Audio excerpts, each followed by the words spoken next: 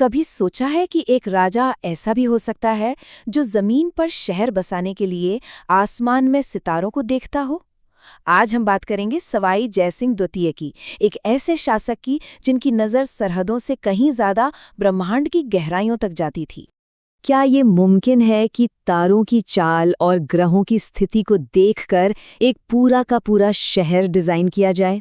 सुनने में ये किसी कहानी जैसा लगता है ना, लेकिन 18वीं सदी के एक राजा के लिए ये सिर्फ एक सपना नहीं बल्कि हकीकत थी।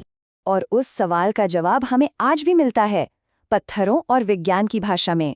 एक तरफ है जयपुर शहर, जिसे पूरी तरह से वैज्ञानिक और खगोलीय सिद्धांतों पर बसाया गया, और दूसरी तरफ है 5 विशाल जंतर मंतर, जो उस दौर में सितारों तक पहुंचने का जरिया थीं।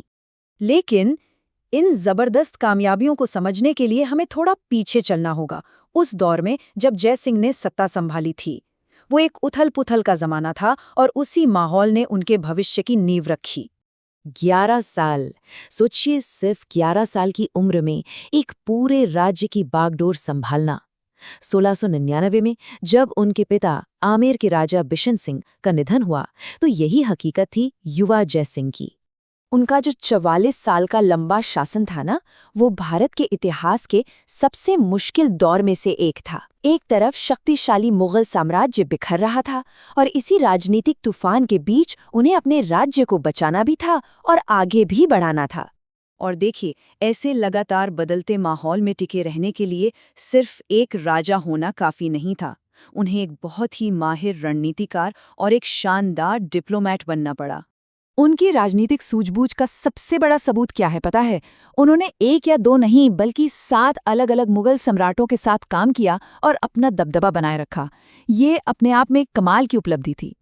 तो ये बात तो साफ है कि वो सिर्फ महल में बैठने वाले राजा नहीं थे, वो एक एक्टिव लीडर थे, जो अपने राज्य की सुरक्षा के लिए कभी कूटनीति का सहारा लेते तो कभी युद्ध के मैदान में उतर जाते थे। और यहीं आकर उनकी कहानी बहुत ही ज्यादा दिलचस्प हो जाती है। ऐसा लगता है जैसे वो एक ही जिंदगी में 2 किरदार निभा रहे थे।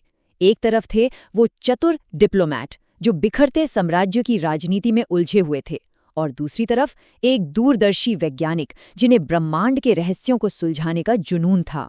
राजनीति और विज्ञान के इसी अनोखे संगम ने उन्हें एक ऐसी विरासत बनाने का मौका दिया जो आज भी जिंदा है। तो चलिए देखते हैं कि उन्होंने पत्थरों और सितारों से क्या रचा।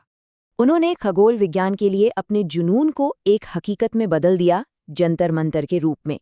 ये खुली हवा में बनी विशाल ऑब्जर्वेटरीज की एक ऐसी सीरीज है जो आज भी देखने वालों को हैरान कर देती है।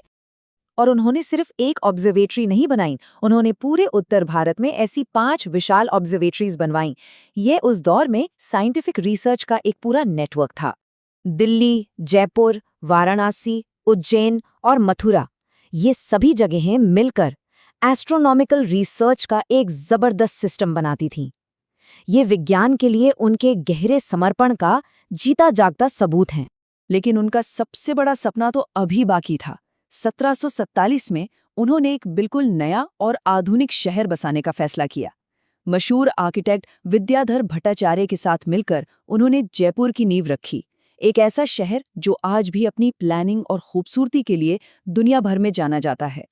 तो आखिर इस अनोखे एस्ट्रोनॉमर किंग की जिंदगी से हम क्या सीख सकते हैं? उनकी विरासत का असल मतलब क्या है? सवाई जयसिंह द्वितीय की कहानी हमें दिखाती है कि कैसे एक लीडर ने धरती पर स्थिरता लाने के लिए ब्रह्मांड के नियमों को समझने की कोशिश की। उन्होंने अपनी राजनीतिक शक्ति का इस्तेमाल विज्ञान को बढ़ावा देने के लिए किया, और उनकी यही सोच आज सदियों बाद भी हमें प्रेरित करती है। आखिर में ये कहानी हमें एक बहुत बड़े सवाल पर लाकर छोड़ देती है। किसी भी लीडर की असली विरासत क्या होती है? वो साम्राज्य जो वो बनाते हैं या फिर वो आइडियाज जो वो दुनिया को देकर जाते हैं? देखिए, साम्राज्य तो वक्त के साथ ढल जाते हैं, पर विचार वो तो हमेशा जिंदा रहते हैं। और सवाई जयसिंह के मामले में जवाब बिल्कुल साफ है। ये जवाब सितारों में और उनके बसाई शहर की गलियों में आज भी गूंजता है।